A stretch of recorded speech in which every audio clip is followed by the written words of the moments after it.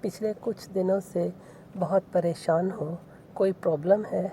وسیم نے اس رات امامہ سے پوچھا۔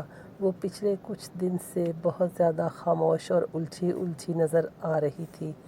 نہیں، ایسی تو کوئی بات نہیں، تمہارا وہم ہے۔ امامہ نے مسکرانے کی کوشش کی۔ خیر، وہم تو نہیں، کوئی نہ کوئی بات ہے ضرور۔ تم بتانا نہیں چاہتی تو وہ اور بات ہے، وسیم نے سر جھٹکتے ہوئے کہا۔ وہ امامہ کے ڈبل بیڈ پر اس سے کچھ فاصلے پر لیٹا ہوا تھا اور وہ اپنی فائل میں رکھے نوٹس الٹ پلٹ کر رہی تھی۔ وسیم کچھ دیر اس کے جواب کا انتظار کرتا رہا، پھر اس نے ایک بار پھر اسے مخاطب کیا۔ میں نے ٹھیک کہا نا، تم بتانا نہیں چاہتی؟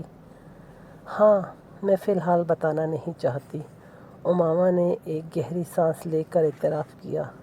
بتا دو، ہو سکتا ہے میں تمہاری مدد کر سکوں، وسیم نے اسے اکسایا۔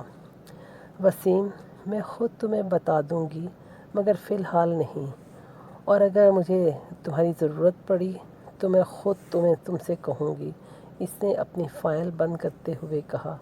ٹھیک ہے، جیسے تمہاری مرضی، میں تو صرف تمہاری مدد کرنا چاہتا تھا۔ وہ بیڈ سے اٹھ گیا۔ وسیم کا انداز بالکل ٹھیک تھا۔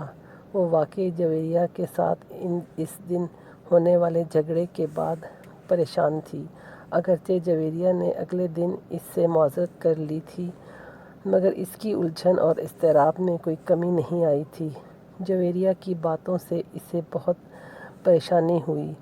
1.5 سال پہلے تحریم کے ساتھ ہونے والا جھگڑا بھی اسے ایک بار پھر یاد آنے لگا، اور اس کے ساتھ ہی اپنے مذہب کے بارے میں ابھرنے والے سوالات اور الجھنیں بھی، جو اس نے اپنے مذہب کا تفصیلی مطالعہ کرنے کے بعد اپنے ذہن میں محسوس کی تھیں۔ جویریہ نے کہا تھا، میری زندگی کی سب سے بڑی خواہش یہ ہے کہ کاش تم مسلمان ہوتی۔ مسلمان ہوتی؟ وہ عجیب سی بے چینی میں مبتلا تھی۔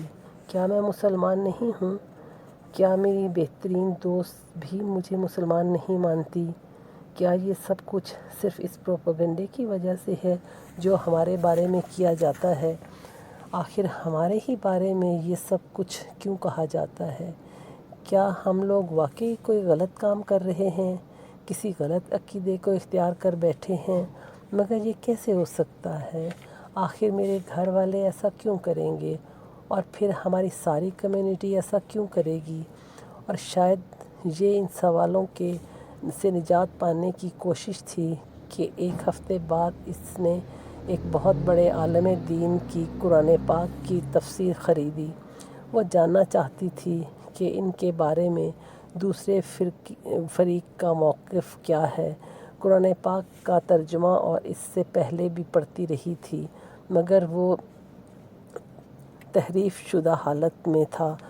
اسے اس سے پہلے اس بات کا یقین نہیں تھا کہ جو قرآن پاک وہ پڑھتے ہیں اس میں کچھ جگہ پر اور کچھ تبدیلیاں کی گئی ہیں، مگر اس مشہور عالم دین کی تفسیر پڑھنے کے دوران اسے ان تبدیلیوں کے بارے میں معلوم ہو گیا جو ان کے اپنے قرآن میں موجود تھیں۔ اس نے یکے بعد دیگرے مختلف فرقوں کے شائع ہونے والے قرآن پاک کے نسخوں کو دیکھا۔ ان میں سے کسی میں بھی وہ تبدیلیاں نہیں تھیں جو خود ان کے قرآن پاک میں موجود تھیں، جبکہ مختلف فرقوں کی تفاسیر میں بھی کوئی زیادہ فرق نہیں تھا۔ جوں وہ اپنے مذہب اور اسلام کا تقابلی مطالعہ کر رہی تھی، اس کی پریشانی میں اضافہ ہو رہا تھا۔ ہر تفسیر میں آخری نبی پیغمبر اسلام محمد صلی اللہ علیہ وسلم کو ہی ٹھہرایا گیا تھا۔ کہیں بھی کسی امتی کا کوئی ڈھکا چھپا اشارہ بھی موجود نہیں تھا۔ حقیقت بھی اس کے سامنے آ گئی تھی۔ اپنے مذہبی رہنما کی جھوٹی پیشن گوئیوں میں اور حقیقت میں ہونے والے واقعات کا تضاد اسے اور بھی زیادہ چبھنے لگا تھا۔ اس کے مذہبی رہنما نے نبوت کے دعویٰ کرنے سے پہلے جن پیغمبروں کے بارے میں سب سے زیادہ غیر مہذب زبان استعمال کی تھی وہ خود حضرت عیسیٰ علیہ السلام ہی تھے، اور بعد میں نبوت کا جھوٹا دعویٰ کرنے سے پہلے یہ بھی کہا تھا کہ حضرت عیسیٰ علیہ السلام کی روح حلول اس کے اندر ہو گیا ہے۔ اور اگر اس دعوے کی سچائی کو مان بھی لیا جاتا تو حضرت عیسیٰ اپنے دوبارہ نزول کے بعد 40 سال تک زندہ رہتے، اور پھر جب ان کا انتقال ہوا تو اسلام پوری دنیا پر غلبہ پا چکا ہوتا۔ مگر ان رہنما کی وفات کے وقت دنیا میں اسلام کا غلبہ تو کیا، ایک طرف خود ہندوستان میں مسلمان آزادی جیسی نعمت کے لیے ترس رہے تھے۔ امامہ کو اپنے مذہبی رہنما کی گفتگو اس انداز سے بھی تعجب ہوتا جو اس نے اپنی مختلف کتابوں میں اپنے مخالفین اور دوسرے انبیاء کرام کے لیے اختیار کیا تھا۔ کیا کوئی نبی اس طرح کی زبان استعمال کر سکتا ہے جس طرح کی اس نبوت کے دعویٰ دار نے کی تھی؟ غیر محسوس انداز میں اس کا دل اپنے مذہبی لٹریچر اور مقدس کتابوں سے اچاٹ ہونے لگا۔ پہلے جیسا اعتقاد اور یقین تو کیا، ایک طرف اسے سرے سے ان کی صداقت پر ہی شبہ ہونے لگا۔ اس نے جویریہ سے یہ ذکر نہیں کیا کہ وہ اب اپنے مذہب سے ہٹ کر دوسری کتابوں کو پڑھنے لگی ہے۔ اس کے گھر میں بھی کسی کو اندازہ نہیں ہو سکا کہ وہ کسی اور قسم کی کتابیں گھر پر لا کر پڑھ رہی ہے۔ اس نے انہیں اپنے کمرے میں حفاظت سے چھپا کر رکھا تھا۔ صرف ایک دن ایسا ہوا کہ وسیم اس کے کمرے میں آ کر ان کتابوں میں سے کوئی کتاب ڈھونڈنے لگا۔ وسیم کے ہاتھ سب سے پہلے قرآن پاک کی وہی تفسیر لگی، اور وہ ایک دم بخود رہ گیا۔ یہ کیا ہے امامہ؟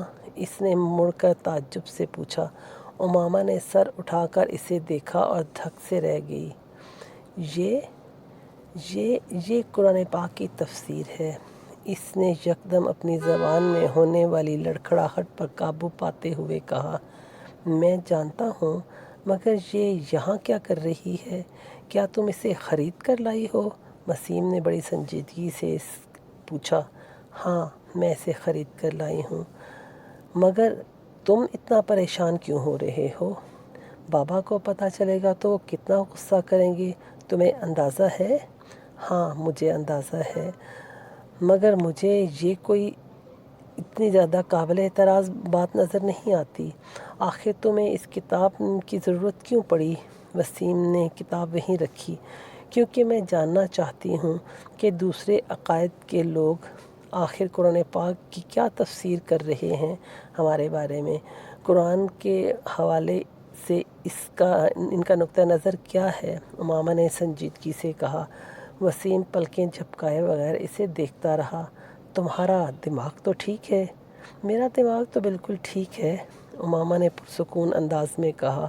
کیا برائی ہے اگر میں دوسرے فرقوں کے بارے میں جانوں اور ان کے قرآن پاک کی تفسیر پڑھوں؟ ہمیں کیا ضرورت ہے؟ وسیم نے ناراضگی سے کہا۔ تمہیں ضرورت نہیں ہوگی، مجھے ضرورت ہے، امامہ نے دو ٹوک انداز میں کہا۔ میں آنکھیں بند کر کے کسی بھی چیز پر یقین کی قائل نہیں ہوں، اس نے واضح الفاظ میں کہا۔ تو یہ تفسیر پڑھ کر تمہارے شبہات دور ہو گئے؟ وسیم نے طنزیہ لہجے میں کہا۔ امامہ نے سر اٹھا کر اسے دیکھا۔ پہلے مجھے اپنے اعتقاد کے بارے میں شبہ نہیں تھا، اب ہے۔ وسیم اس کی بات پر بھڑک اٹھا۔ دیکھا، اس طرح کی کتابیں پڑھنے سے یہی ہوتا ہے۔ میں اسی لیے تم سے کہہ رہا ہوں، تمہیں اس طرح کی کتابیں پڑھنے کی کوئی ضرورت نہیں، ہمارے لیے ہماری اپنی کتابیں کافی ہیں۔ اس نے اتنی تفاسیر دیکھی ہیں،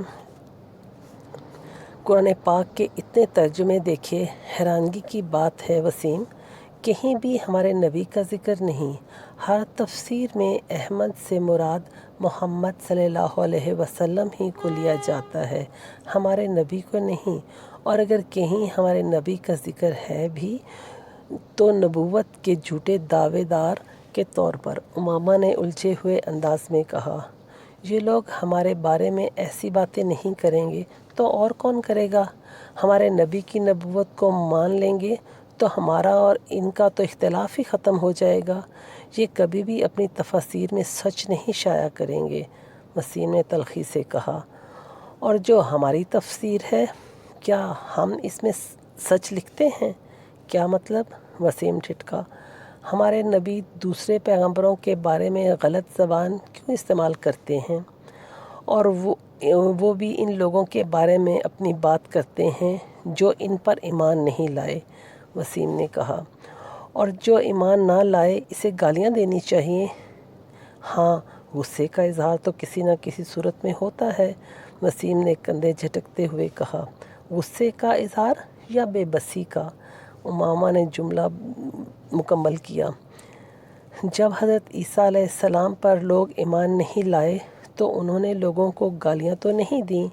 حضرت محمد صلی اللہ علیہ وسلم پر لوگ ایمان نہیں لائے تھے تو انہوں نے بھی کسی کو گالیاں نہیں دیں۔ حضرت محمد صلی اللہ علیہ وسلم نے تو ان لوگوں کے لیے بھی دعا کی جنہوں نے انہیں پتھر مارے۔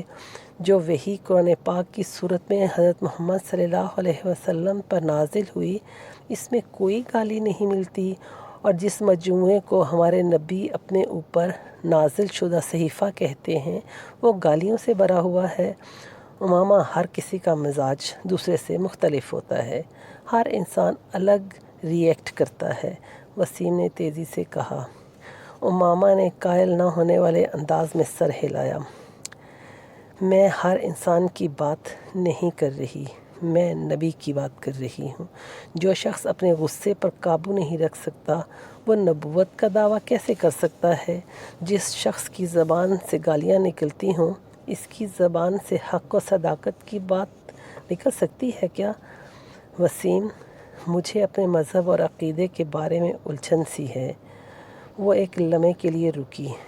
میں نے اتنی تفاسیر میں اگر کسی امتی نبی کا ذکر پایا ہے تو وہ حضرت عیسیٰ علیہ السلام ہیں، اور میں نہیں سمجھتی کہ ہمارے نبی حضرت عیسیٰ علیہ السلام کی روح ہیں۔ نہیں، یہ وہ نہیں ہیں جن کے آنے کے بارے میں قرآن پاک میں ذکر ہے۔ اس بار اس نے اپنے الفاظ کی خود ہی تردید کی۔ تم اپنی بکواس بند کر لو تو بہتر ہے، وسیم نے ترش لہجے میں کہا۔ کافی فضول باتیں کر چکی ہو تم۔ فضول باتیں؟ امامہ نے بے یقینی سے اسے دیکھا۔ تم کہہ رہے ہو میں فضول باتیں کر رہی ہوں؟ مسجد اقصیٰ اگر ہمارے شہر میں ہے تو پھر جو اتنے سینکڑوں سالوں سے فلسطین میں مسجد اقصیٰ ہے وہ کیا ہے؟ ایک نام کی دو مقدس جگہیں دنیا میں بنا کر خدا تو مسلمانوں کو کنفیوز نہیں کر سکتا۔ مسلمانوں کو چھوڑو، یہودی عیسائی ساری دنیا اسی مسجد کو قبلہ اول سمجھتی ہے۔ اگر نہیں مانتا کوئی تو وہ ہم ہیں۔ یہ عجیب بات نہیں؟ امامہ، میں ان معاملات میں تم سے بحث نہیں کر سکتا، بہتر ہے تم اس مسئلے کو بابا سے ڈسکس کرو، وسیم نے اکتا کر کہا۔ ویسے تم غلطی کر رہی ہو، اس طرح کی فضول بحث شروع کر کے میں بابا کو تمہاری ساری باتیں بتا دوں گا، اور یہ بھی کہ تم آج کل کیا پڑھ رہی ہو، وسیم نے جاتے جاتے دھمکانے والے انداز میں کہا۔ وہ کچھ سوچ میں الجھے ہوئے انداز میں اپنے ہونٹ کاٹنے لگی۔ وسیم کچھ دیر ناراضگی کا اظہار کر کے کمرے سے باہر چلا گیا۔ وہ اٹھ کر کمرے میں ٹہلنے لگی۔ وہ ہاشم و بین سے ڈرتی تھی۔ وہ جانتی تھی کہ وسیم ان سے بات ضرور کرے گا اور ان کے رد عمل سے خوفزدہ بھی تھی۔